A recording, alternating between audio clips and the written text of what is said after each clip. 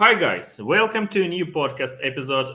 My name is Vasilii Gamov, and today we're gonna discuss boosting visibility during Euro 2024, top traffic sources for promoting your brand. And we have a marvelous, outstanding guests on air. Guys, could you introduce yourself, please? Drop some words about you. Valentine, let's start with you. Hi everyone here. First of all, thank you for the invitation, Vasilii. As you heard, my name is Valentin. I'm an iGaming specialist with over 7 years of experience in this industry. I should note that mostly my experience is on affiliate sites in different companies and with different traffic sources, but mostly as well in SEO site.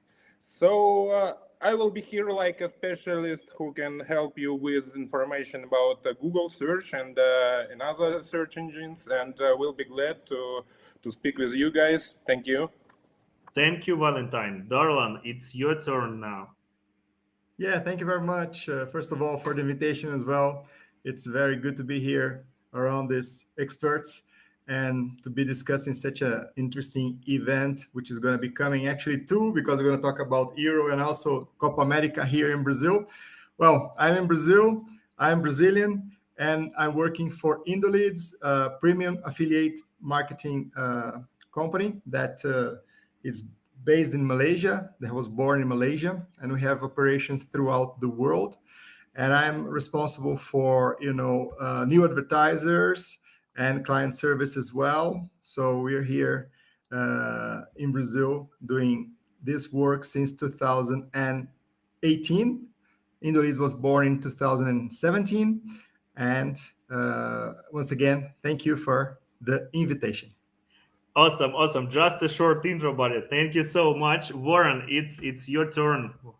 Tell us Hi about guys, yourself. pleasure to be here, and thanks from my end as well, Vasilii, for the invite. My name is Warren. I'm head of SEO at Leapsquare.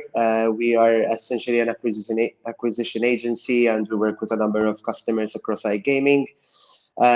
Super interested about this topic. I've been doing SEO for 13 years, so even there's a lot of changes within SEO and how that works going forward.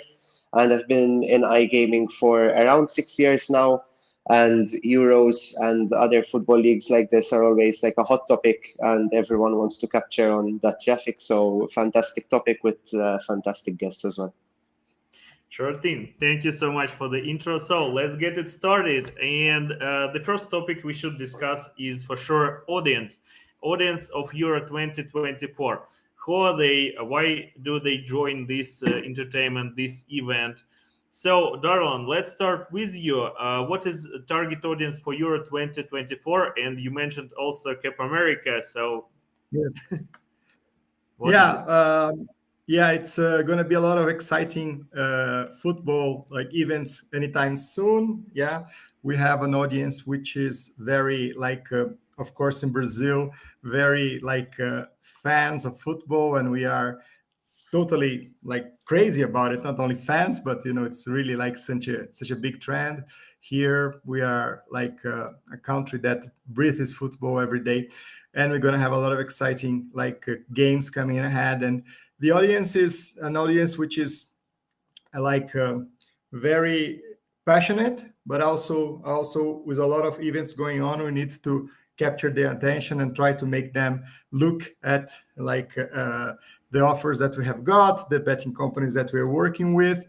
And it's quite a challenging subject because of so many hits getting at their side, So I think that one of the aspects that are quite important is to be very promotional and to be very straight to the point, because with so many hits coming, with so many information, so many games, it's better to be short, to the point, and also to create some kind of sense of urgency to this, to this betting moment, which is going to be exciting on one hand, but also very distracting at the same time. So I would say that, something that could really be helpful, it's to be giving this sense of urgency, talking to them straight, and giving them some benefits that could really strike their eyes, and they can stay there because the next game is already starting, the other game is already starting, and people are going to be a little bit crazy. So let's just try to be simple and to the point for the audience. Definitely, that's so. And for sure, it's kind of excited to be in Brazil, I believe, this year, because these two tournaments gonna happen in the same dates. So it's kind of tricky what to watch. With this match from Europe, this match from Latin America, it's hard to choose. But still, if we talk about European Union, for sure, Euro 2024 is popular there. And maybe, Valentin, you can share with us some insights about Spain or Portugal, for example. I know you're kind of expert in these markets. What about demographics, ages, maybe interests? What is the portrait of these betting players, of this audience in this part of Europe? Yeah, of course.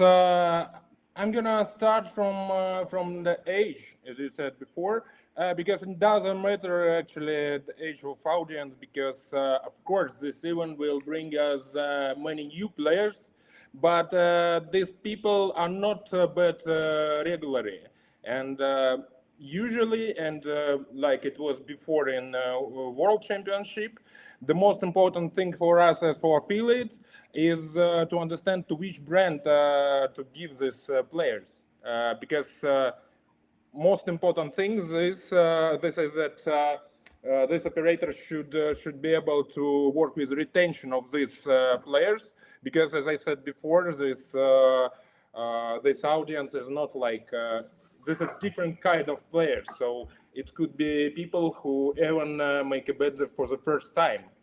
And because this is a very huge event for Europe Union and for Europe as well, in World Europe.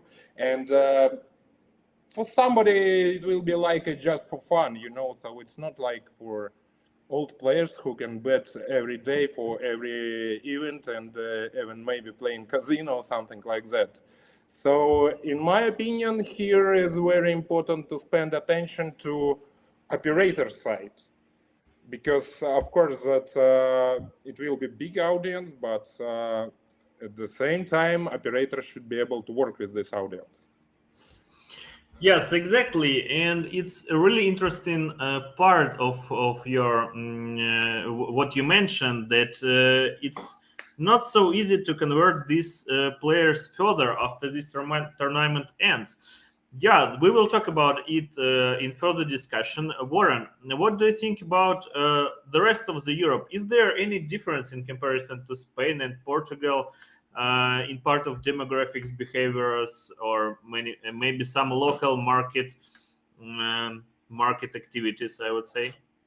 I think it's, you know, what Valentin mentioned, it's, we see typically new players here that have never bet before. And this all comes from the community feeling that an event like Euro or Copa will typically bring. So whenever you have countries that are participating, typically those countries' audiences essentially are potential new customers, particularly for operators. So if your market is in Spain, or if your market is in Germany, for example, and your teams are playing, that is a very good opportunity to not only capture like a single customer, but also, you know, groups of friends who might be watching the game together. And if you have an incentive for a whole group of people to bet, if you have something like, we typically see refer a friend types of campaigns, but you know, what if we can make something bigger and better for a whole group to participate in?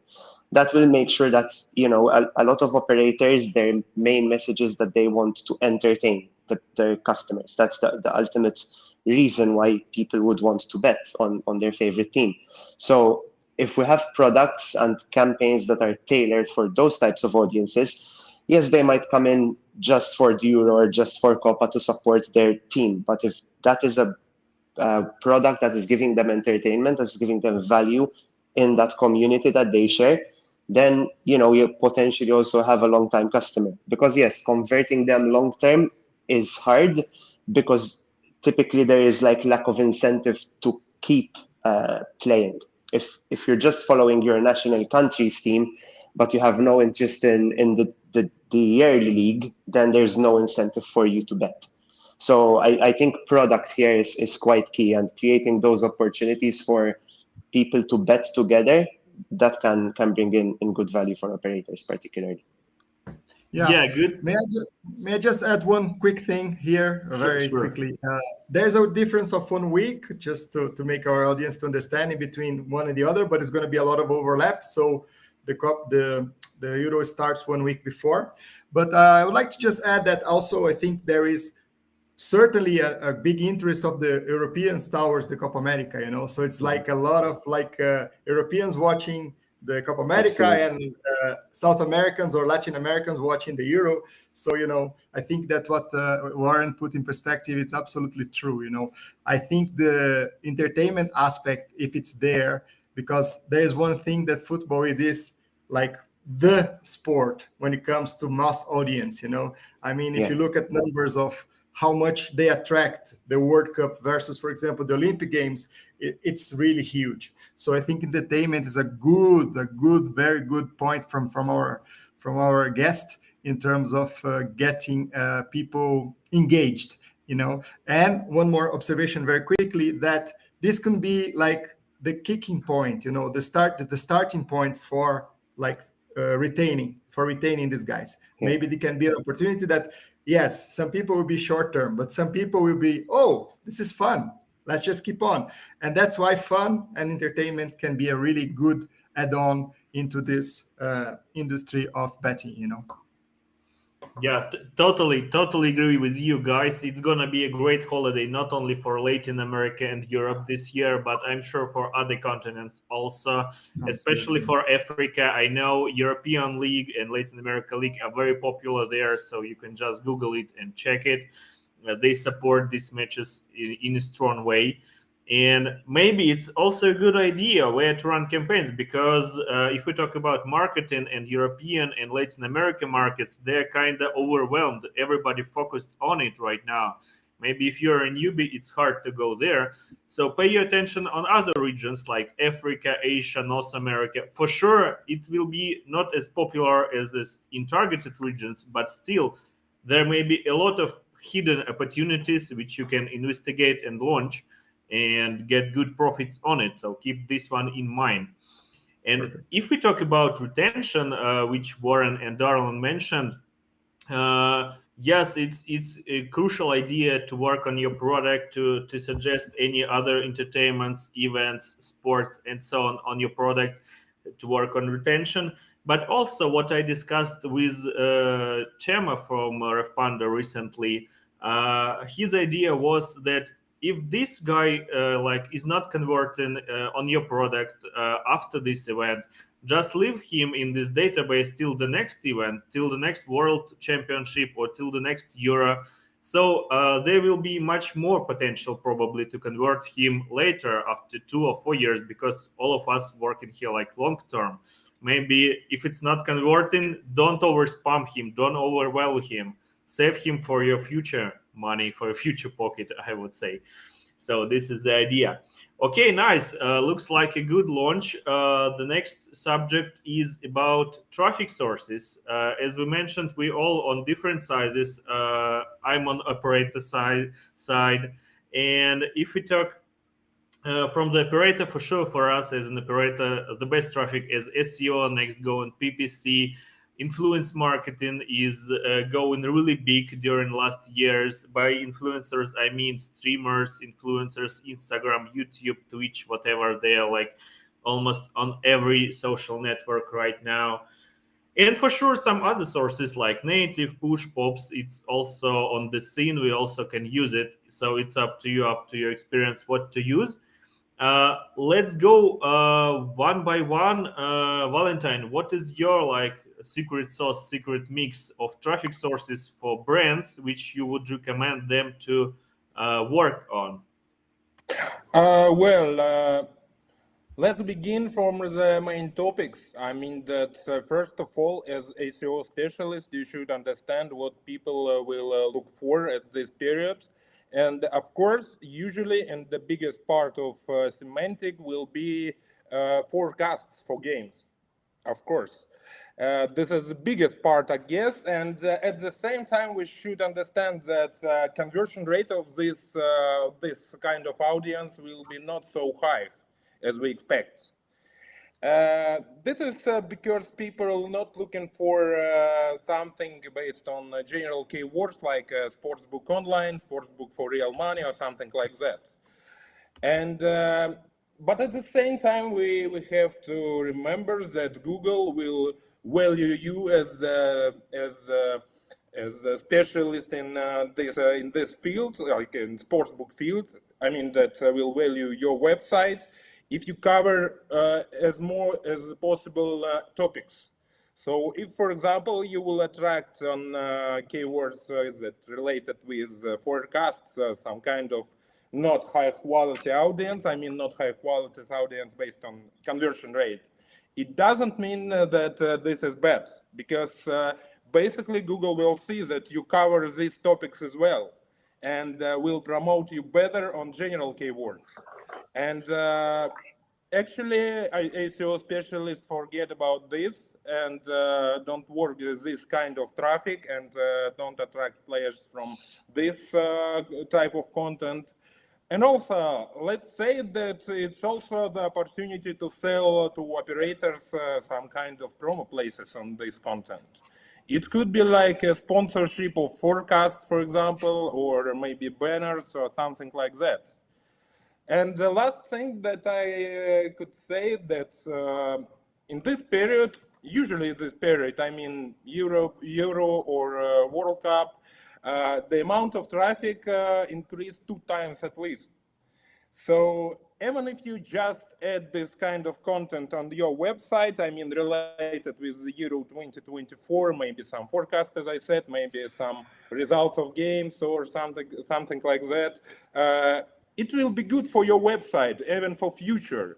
As you remember, we discussed that not a lot time ahead for promote your website for Euro, but I'm not agree with it. As I said, that it's basically this is good chance to increase your volume like a specialist in this area. So I guess that from my side, that's it.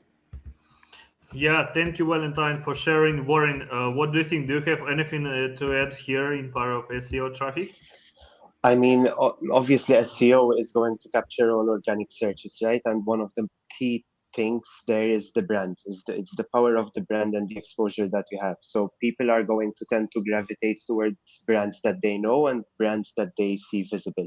So, you know, what's interesting is we see, for example, Betano is the official sponsor for both Euro and Copa. So obviously the visibility that Betano is going to get compared to some other operators in that prime time is going to be huge. So as an operator, you need to think, how are you going to get your brand out there? And you mentioned influencers, you mentioned sort of targeting SEO using social media. All of this will help put your brand out there and sort of stay top of mind for when a customer is going to search for you. I think also, though, even you know, PPC and programmatic advertising can have the potential to push your brand. And when you're retargeting an audience that is interested in football, then definitely you also have an opportunity to capture a piece of that pie. I mean, with SEO, ideally the work would have already started. The work has been being prepared for months, and you're creating guides for, you know, how to bet. We mentioned that these are typically new customers who have no idea how to use a sportsbook.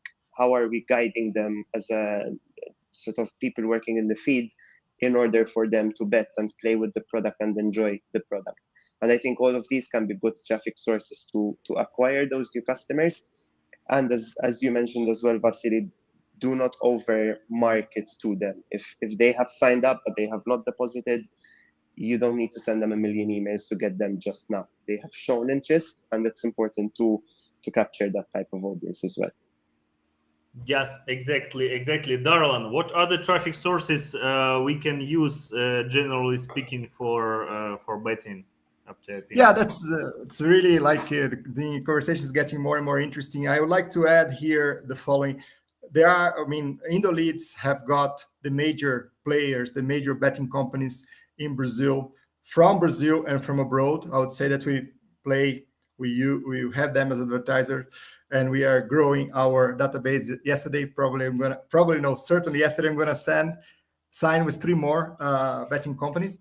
But one thing which is quite important, some betting companies, they're open to various kinds of formats. Others are not. This is very interesting because sometimes you may say, oh, I want people to bet, and then I'm going to just do pop and do, like this kind of like massive stuff. But sometimes they say, I want quality players, and pop, for example, does not bring that. But depending upon the strategy, yes, if you want visibility, you are a new betting company. They don't know you. Let's pop. Let's just do something like a cannonball, poof, that's me here, and then the banner explodes in front of you, of the audience, and that's good. So it all depends upon the strategy. But let's talk about things that are right bets, the ones that I'm sure that if you use, like as a betting company, it's good. Banners for sure, especially if you have a big player there. I would say this can be an influencer strategy, even though those guys don't convert too much because they're too big. Let's say Bet Nacional in Brazil, the biggest one, and Vinicius Júnior as their main guy. Yeah, they have him like for 1 year or 1.5 years, and they're doing very well with that. Other examples that might appear with big names, banners, could be good. Hey, this is Vinicius Júnior, Bet Nacional, I'm going to go there. The micro-influencing, it's also very good.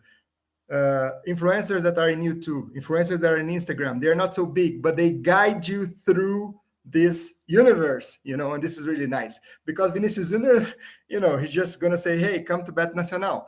But the micro-influencer can give you guidance about what to do, where maybe to talk about a game, maybe to talk about some odds and some, chances and things like that. So I would say that social media with YouTube, Instagram, even Facebook can be really, really good. So it's depending upon the strategy and also depending upon the betting company. So it's very important to say that, every betting company has, and of course, Warren have mentioned retargeting. If, for example, you cannot use retargeting into the main page because of issues of being late in terms of access, you can talk to the betting company to have a landing page which is dedicated. Then you have to do a twofold things: to create traffic, first of all, because otherwise retargeting does not work, and then to use the retargeting pixel, and then you may have the recurrent players coming to this landing page. Probably now, if you launch the landing page, to be a little bit too late, but maybe for near future, if you can divide this strategy into getting the landing page, agreeing that retargeting is good, creating via pop, for example, or other means a lot of traffic, and then using the retargeting, it can be an excellent way to go. Yes, exactly. We are quite. One thing I would add, Vasilii, sure. sorry about that, regarding SEO. I know Parasite SEO has been under fire a lot lately, but that's like a quick way for you to get a page ranking in Google, is to use another domain's power in order to rank. I'm not suggesting that people use it, but it's a tactic that still is working in the SEO space. And we also shouldn't forget traditional advertising, right? Like offline advertising. These types of events are typically not only have people watching them inside their houses, but people are going out in public places. So if your brand needs to be visible in these spaces as well, where people are watching these matches. Fair point. Exactly. We will talk more about SEO in part of SEO for sure, so stay tuned. And generally, it looks like we are quite deep in digital marketing. And as you, Warren, mentioned, it's a good idea for the operator to promote you not only on digital, but offline also. And this is the advice for operators. Use some radio stations, use TV advertisement, use some billboards. There are a lot of ATL, BTL activities which you can use, especially if we talk about some new markets in Latin America, new markets in Africa or in Asia. And I talk not only about Europe, but in general about sports. Be sure you use it because it's very important to stick to users, to players, to follow them even offline, not only in your mobile phone or not only in your laptop still. So Next point is social media platforms. If we talk about it, we already mentioned a lot of influencers for sure. Facebook, YouTube, maybe even Snapchat. Who heard about it still? Maybe some Twitter. Twitter is quite popular in African countries still. So should we talk about exact strategies, what to do in social media, what content should be created there, and what is the best strategies to maximize brand presence during major sport events like Euro 2024? Darlan, what is your idea about it? I think that pretty much once again it has to be looked. I mean, media per media. Even though social media has a lot, because there are a lot of formats. Like if you talk about X, it's something like very short and to the point. If you talk about Facebook, it's something else, and YouTube is something else. I would say that depending upon the media that you look, the more in depth you go, because again, I really have in mind the need of guidance, especially because of new players. There's a lot of things going on, and let's remember that life goes on despite of these events and other hits from other betting or casinos, and there's a lot of things going on. We are like bombarded. So basically I would say that guidance is something that is quite important, and I may say that, for example, YouTube can be an excellent place if you have your audience, your like inventory of like people that love you as an influencer. Then you come and you talk and you give them guidance. Facebook, I would say, can be the same. So basically social media here plays a major role, I would say, in a more in-depth, depending upon the media, as I have said, but to give you this kind of where to go, what, like a traffic guide, a traffic guard, which can put you into left, right, and things like that. Of course, if you talk about X as one also very strong media, to be something more short, maybe what Valentin had mentioned about like creating some kind of like pool, like for who's going to win. This is like more short. Germany or France. Brazil or Argentina. So this is like engagement. Yeah. So to make the long story short. Depending upon the media, to go in depth and give guidance, depending on the media, engage through the fun that Warren said quite well in the beginning. And then you can just say, oh, I'm going to go for Brazil, I'm going to go for Argentina, I'm going to go for France, and things like that. So that's my take on it. Thank you for sharing. Guys, do you have anything to add here? Warren? I would add, if possible, on social media, if there's a way to encourage users to generate content and mention your brand, mention your product, that would be fantastic. I mean, we see platforms like TikTok and Instagram where there's a trend, everyone, like people pick it up and they just repeat that type of content. If you're a new brand and you manage to do something unique in that way, and typically smaller, newer brands are not as constrained as the bigger brands into what can we do, that can be a very good opportunity. I mean, TikTok and Instagram Reels particularly, they're booming in Europe and in South America. So if there's a way to incentivize people to generate their own content, put your brand out there, and at the same time you're giving them some type of benefit with an offer on your product or whatever, that can be fantastic. Yeah, exactly. Valentine, any ideas to talk above? Yeah, actually, I should be fair that I don't have deep experience in social media area, but even so, everyone marketer, I guess, know that right now social media is first of all about engagement. And here I am totally agree with Darlan, for example, that the biggest goal for each one operator right now is engage audience in cooperation with operator. So it could be actually good idea about the pool who will win, Germany or Greece or Spain or something like that. But I think that all social media right now about engagement, and that's it. Yeah, totally agree with all of you guys. On the operator side, I would say that yes, that's crucial. We see like a huge increasing of traffic during such a big events like Euro 2024, especially in social media. Pool is totally good idea. I even have one in production right now, but if you watch it, probably it's live already. So go and check our social media. There is a pool where you can choose the winner, collect some points, and get money, prizes, bonuses for that. This one for social media is a good idea. Reposting, sharing content, also a good idea if you're a new brand. Even if you're not a new brand, it's also a good idea. Why not? There are much bigger audience who doesn't bet on a daily basis. So don't like shy to make these repost activities, sharing activities.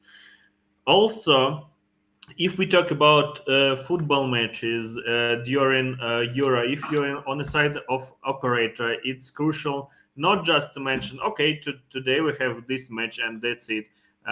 You should like follow this match. You should watch it. You should see the goal, post it to your audience. You should share emotions, because betting and as gambling, yeah, it's totally combined with emotions of the audience. So you should share it, you should participate in it, share their like luck, share their fun, or even like bad moments when their national team losing. That happens. Yeah. What to do with it? So maybe you should provide a small bonus, some free bet to make him feel a little bit happier, I would say. Why not? There are a lot of ideas, but for sure you need to do not all of them, but at least several. And Anyway, have fun with it as well. I mean, we see we're very data driven in this year, right? So we're typically only doing that, but a lot of the times when there is such an event and you go on an operator website, there's simply a banner saying that, okay, there's this event happening, but the website doesn't feel exciting still. Like, the website and the brand need to feel that Euro is part of their DNA. And oftentimes we look at the data and we say, okay, but will changing the background of my website to a football pitch convert? We don't know. Let's try it. Let's be fun. Let's be creative and engage the audience even at that emotional level. Yeah. Exactly. A special section with Euro, special banners, special buttons with Euro, special promotions, notifications, and so on. There is like a huge marketing campaign behind it. And the goal is to share emotions with the audience. This is the main point. Out of it, okay, profits and so on. We all greedy people, we know it. Yeah, but still it's about emotions and community. Darlan, you wanted to add something. Am I right? Yeah, I think, Vasilii, you said something quite nice, which adds to what Warren said, and I've been talking about, which is, okay, fun is part, but emotions go broader, because you said something quite nice. Maybe the team loses, but you might have a chance to win. Let's put it in this way, And these emotions triggering fun is just a fraction, a part of what you just said. You went to a broader perspective, which I quite like it, which is emotions. Yeah. So basically, this is why I just would like to emphasize what you just have said, because it gives the operators more opportunities to engage. Yeah, not only, hey, fun, but then the Argentina loses, for example, which for me is good, but for Argentinians is not very good. So they get sad. So if they get sad, maybe you can take like a little bit of comfort in some way, with a bonus, with a free bet or something like that. So I think that the name of the game, talking about games, it's like emotion, because then you put a broader perspective into this approach. Exactly. Thank you for summing this into the whole picture. And the next part, we already mentioned some ideas about SEO, and we have experienced guys on air about SEO part. So let's talk a little bit more about it. What methods we can use now during SEO, or during Euro 2024, or in advance, if we will prepare for next tournaments like that. How to increase website visibility by using SEO methods, and what methods it's gonna be. Valentin, could you start this topic for us? Yeah, of course. As I said before, first of all, you should understand semantic for this event. This is the most important thing for world SEO industry, So without semantic, you can't promote your website. And also think that maybe like an option, you can use, for example, Euro-related domains. For example, for Euro 2028 or later, and it could be like a one-page website for one event. This is also can work. And after this, you can redirect this website to your main website, and at least you will pass value. So at least two ways in my head right now. So first of all, working with semantic, and the second one working with domain. I guess for beginning it will be enough, and maybe Warren will have something else and will tell us more. Thank you, Valentine. Warren, would you? What I would add is I think this is a great opportunity for SEOs to be very close to product. So, we're again talking about first-time players, and if the product is not going to sort of meet the expectations of customers, even if you do get them in, they are gonna drop off very quickly. When it comes to the content and what you're covering with Euros, my approach tends to be covered literally everything related to the Euros. So you're not only from a betting perspective, but people who are interested in going to see matches, or if your target audience is in Spain, then how can people in Spain watch the Euros? Create a guide about that. Where can they follow their favorite players, the team? Sort of you're adding value beyond your own product to customers, because that's what they will be searching for. If they're going to bet, likely they have searched, where can I watch the match? What is the latest update about this particular team? What are the fixtures? Who is injured, and so on. So do not constrain yourself with only doing keyword research related to betting specific keywords, but these types of events, as I mentioned, they're a community thing, right? They involve so many different types of industries as well. Branch into those topics, because you can create such an amazing Euro guide that your competitors, it might take a lot of effort for them to create. And I think this is an opportunity for us in this industry to also be a bit more creative. Right? We've seen a lot of World Cup, Euro guides, Copa America guides that are more or less copy paste, because we have the standard. We show when the matches are going to be, who the top 11 players are, what are the odds. Granted, but what can we add in addition to that the end customer is going to stay on the website, is going to find value in what our brand is going to provide them? And that all ties again to the brand. If we do provide the value, then that our brand will stay top of mind. Yeah, that's like one of my favorite things is for example, like if there's a match going to happen in Berlin, for example, what else can you do if you visit Berlin to watch a match around Berlin? It's kind of a travel tourism kind of thing, right? It's not going to lead directly to conversion. But at the same time, if you have a top 10 bars in Berlin where you can watch the match, or what else can you do after the match is finished? Where do you meet the fans? All of that is added value. And it might be a bit hard to convince stakeholders to give you budgets to create this type of content, but if you manage to do that, you'll have an edge over competitors. But to support this idea, I even saw some projects about sport tourism or something like that, and it was combined, like sport and bars and hotels and some places in Berlin or wherever. So it's a good idea, and I would say it's not so. I don't see it like often on a regular basis. I would say. It's like beyond something. And what else? Maybe it's a good idea to add content like that and to create this semantic core like wider, I would say, because when we talk about national teams, when we talk about Euro, okay, it's about countries and so on, but there are players in these teams, and these players play in UEFA League, in other championships, in some clubs and so on. So you can provide the audience with more content. But what else? Not only the audience, Google algorithms, and they like it. They like to find more and more information about this topic, and they will range you in search, in queries, higher in comparison to those who have who has just one article about Yeah. Euro 2024. As we discussed with Chema on other podcasts before us, it will not work like that in the upcoming years, just one article.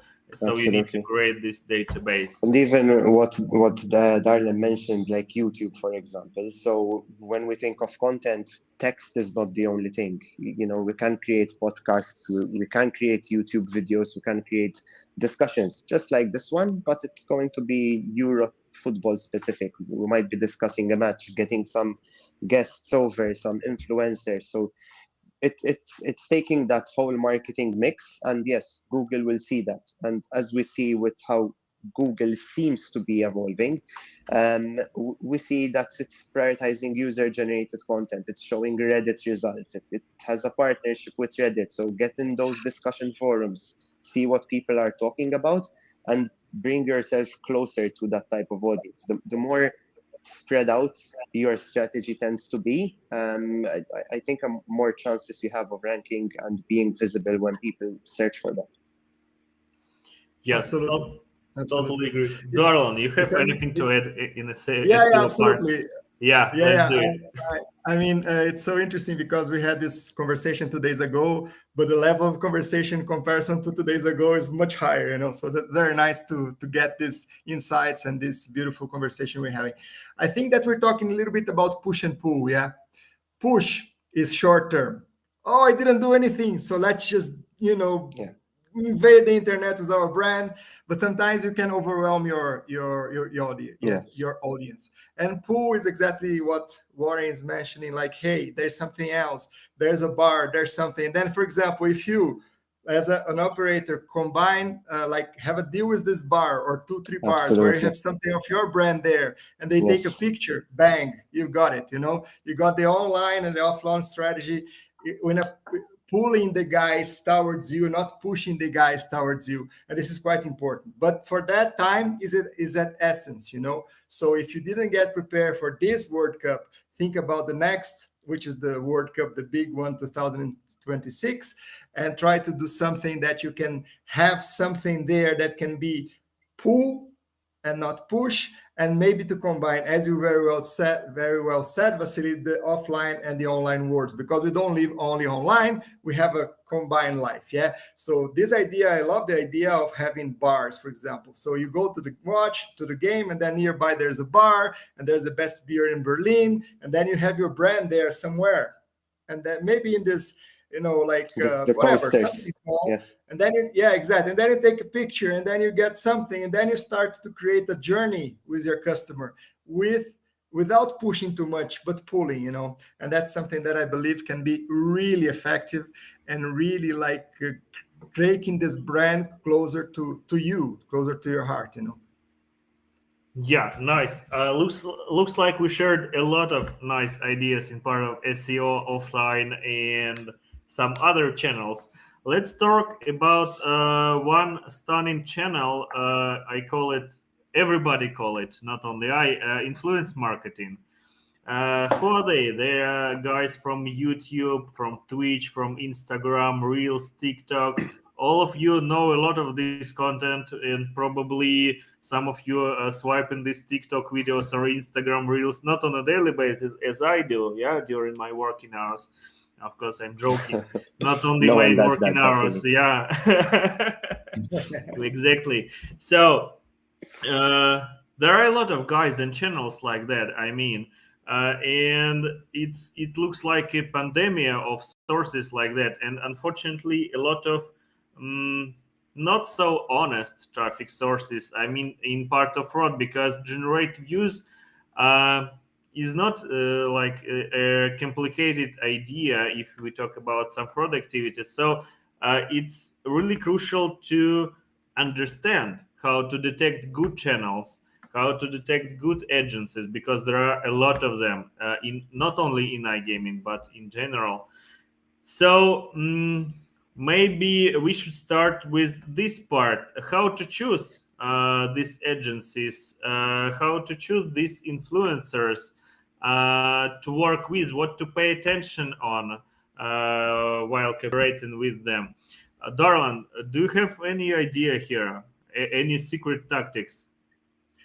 Well, I may say that there is like I have to localize a little bit my comment here in terms Yeah. of Brazil, because Brazil, for many reasons, have got a lot of gray areas in terms of aspects regarding digital. Still, we are still growing and maturing. So in this case here, we have some agencies that are hosting the influencers that can give you some kind of trustworthiness. Yeah, because we know as Indolist that we have knowledge of people. Let's put aside a little bit the football, but one affiliate that was working with us, and then he kind of create a guide for you to make money with our campaigns, but completely wrong. And the guy gets lots of hits, lots of hits on this, like let's say, video guidance that he's sending to the audience, because he said that he worked with Leads and then he knows how to make it, and then people go there and start to get completely wrong directions. So I may say that in terms of influencing here in Brazil, to go to an agency and try to see if this guy is like subscribed there and listed there, and to understand also, because the agencies, they give you statistics, and there's a very important thing, very interesting thing here that I would like to bring to the table, is the fact that the huge influencers, they don't convert as much as the micro influencers, because the huge influencer are just like, again, a cannonball, they just come and, wow, I'm Vinicius Júnior,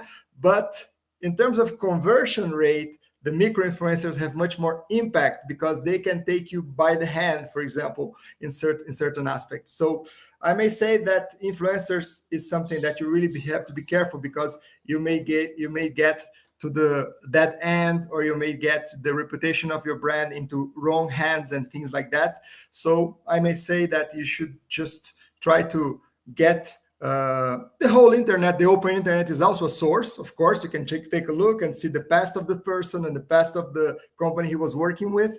And if you want to pay super safe, I know there might be a fee there, but double check through an agency and understand also, because the agency doesn't only offer the influencer, but the statistics about the influencer. And this is something that can be quite, if you are a smaller brand, maybe you should go to a bunch of micro influencers instead of having a bag of money to a big guy that's going to say, hey, go to this betting company.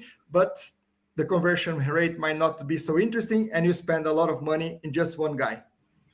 Yeah, that's really a good idea in part of influencers, not to choose only the biggest one, but collect the smallest one or average size to check them. For sure, you need to analyze the market. For sure, don't make a deal if you are not in this influence marketing and you have a first offer with good prices, which you consider to be good. Analyze the market, get at least like 5 or 10 offers, compare them, compare the quality, compare the outcome they forecast for you, and make a choice just after these steps. Okay, Valentine, do you have any idea here how to detect good channels and potential channels in part of influence marketing for the audience? Well, as Darlan said, this is a very difficult niche, and here operators should be very careful about with whom they would like to start partnership, because I know that influence marketing in iGaming industry became very popular for the last year, I guess, or for the last 2 years, around something like that. But there are many scammers here anyway. And I heard many different stories about bad partnerships when operator paid, for example, fixed fee for I don't know, for some amount of streams, and didn't get even one player or something like that. And of course, here is very important to be careful with streamers, for example. But at the same time, for operator, I get that will be a good way to start to work with agencies. Like maybe affiliate network or something like that, because they already have a reliable base of streamers, for example. So here, I guess the most important thing is to be clear. Yeah. Thank you, Warren. Do you have a branch of influence marketing in your agency also? Do you have experience with it? I don't work much with it myself, but I mean, from an SEO point of view, what I see is that, as Darlan said, like Google and other algorithms, like, I mean, we always mention Google, but TikTok and Instagram tend to gravitate also to these micro influencers. Suddenly, everyone has the potential to become a creator and to do something from a business point of view. In the way that we would approach it, obviously the brand fit with whoever influencer you choose is very important. So if you have a Daredevil kind of brand and you're associating someone who might be a bit more reserved, then that might not gel too much with the audience. But it's like in a business transaction, because suddenly whoever this influencer is going to become the face of your brand with their audience, and that's it can work really well, but when it backfires, it can also backfire quite badly. So it's not just here that you're going to check a few of their videos and you say, okay, these influencers have good reach, let me reach out to them and see if they can promote our brand. I think that's a bit of an amateur way to do it, but it needs to be a bit more nuanced. There needs to be a relationship with the influencer, and there needs to be a mutual agreement about what this type of promotion, what this type of connection between the brand and the influencer is going to be. Because if something goes wrong and the influencer has a scandal and he's all over your website, you're going to hurt your brand in the long term. So it cannot be a short-term solution, I think. Yeah. Exactly. Good.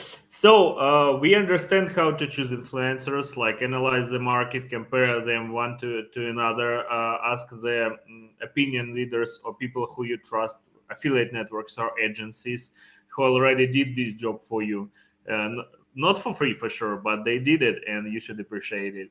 So the next point here about influencers.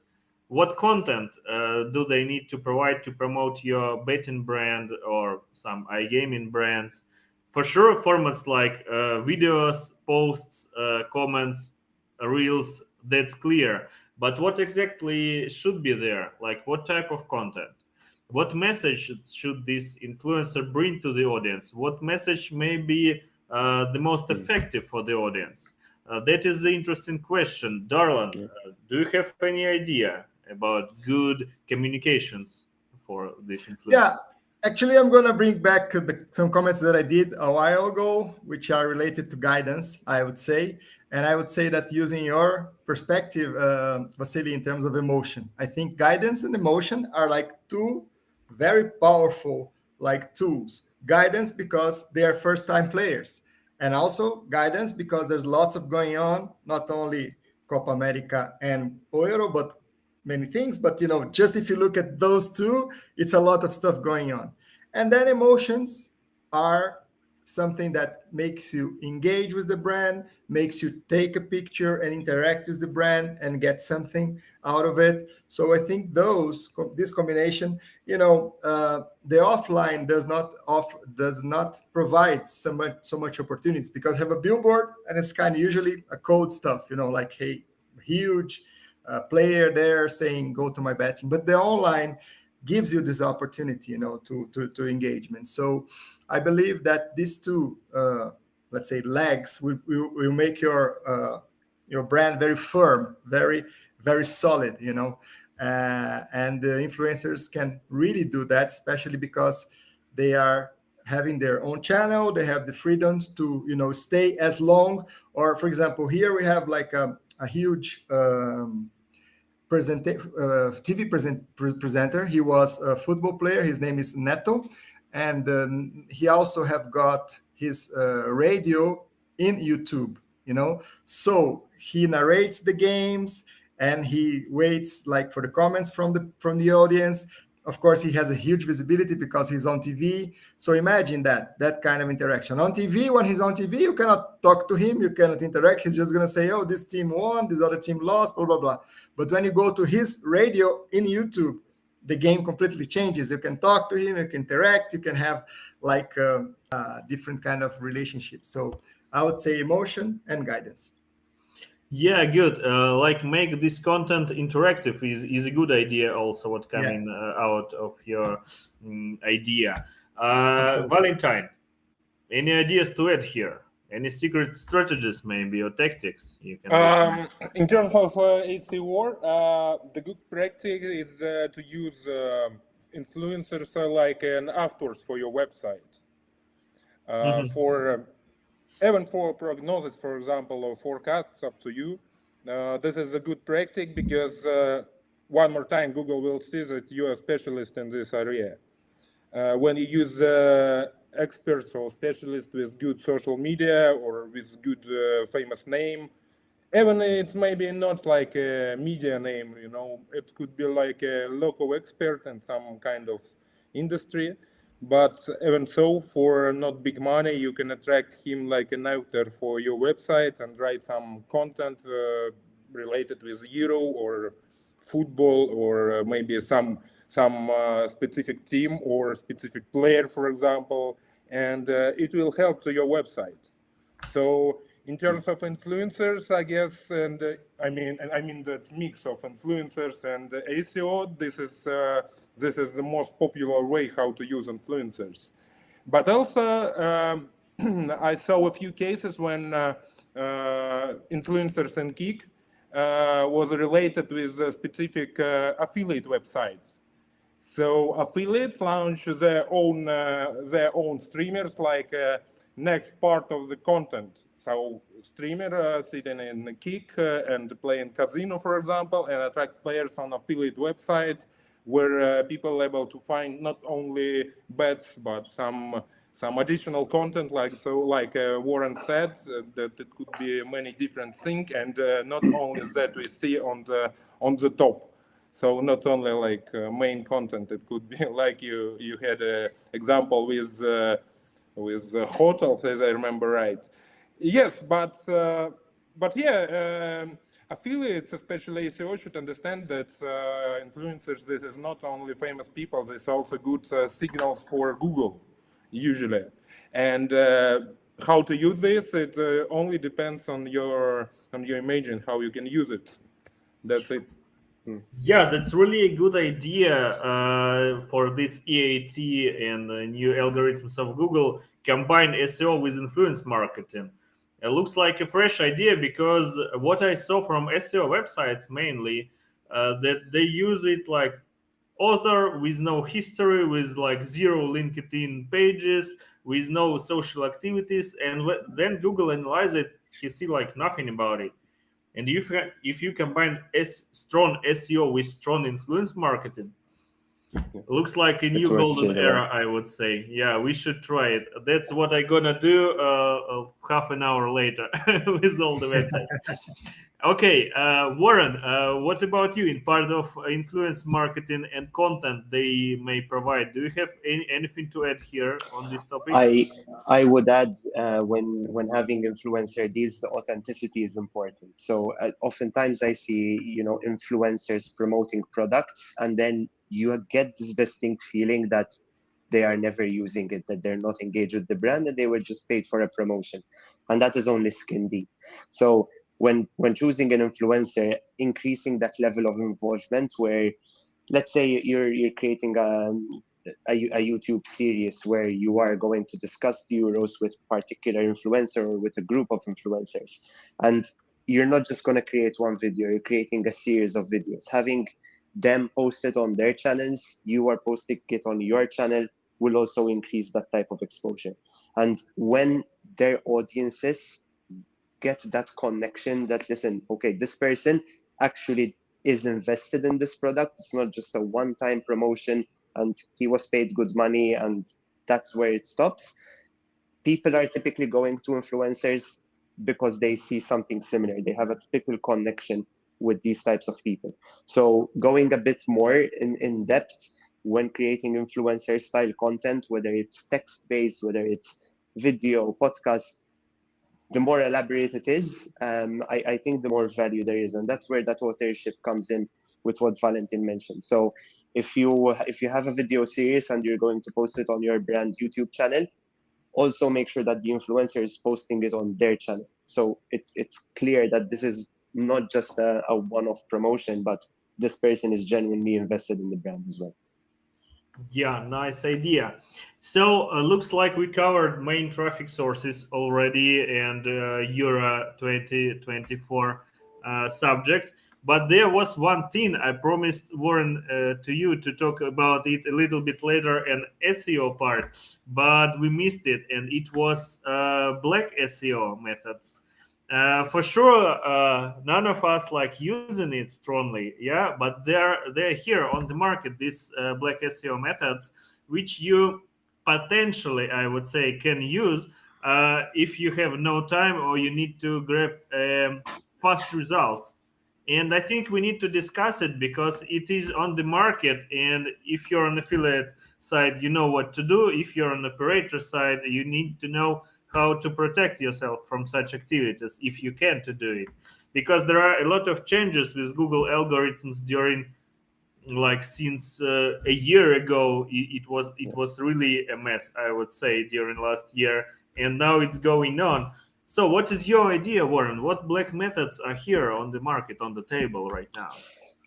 I mean, it's quite obvious what Google is going after. So we have what I mentioned before as well, parasite SEO, where you typically have a strong website and then you create a subfolder on that website to promote your brand.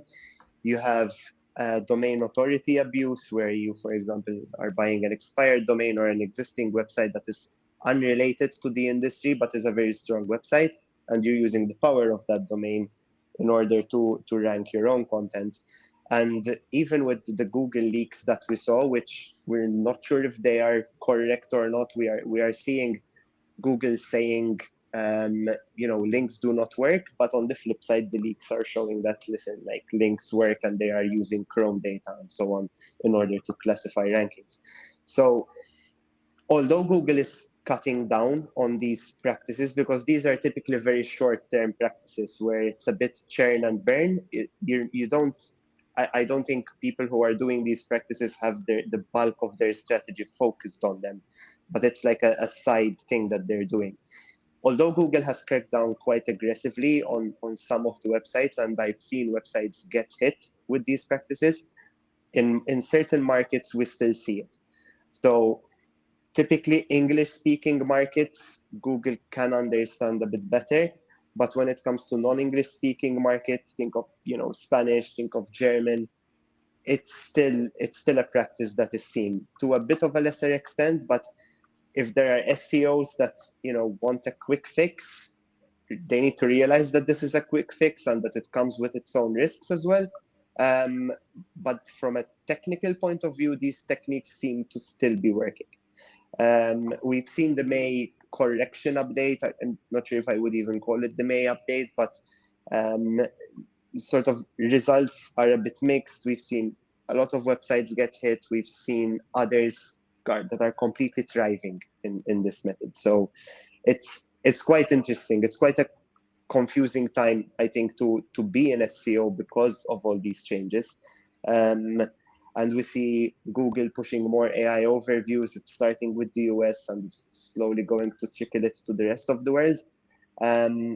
So, if you consider using those techniques, I've seen that they still work to this day. Yeah, everything changes nowadays, and there is a place for tactics which were actual, like, even several years ago, or maybe even 5 or 10 years ago. They are here on the place because everything changes, some kind of chaotic era, I would say.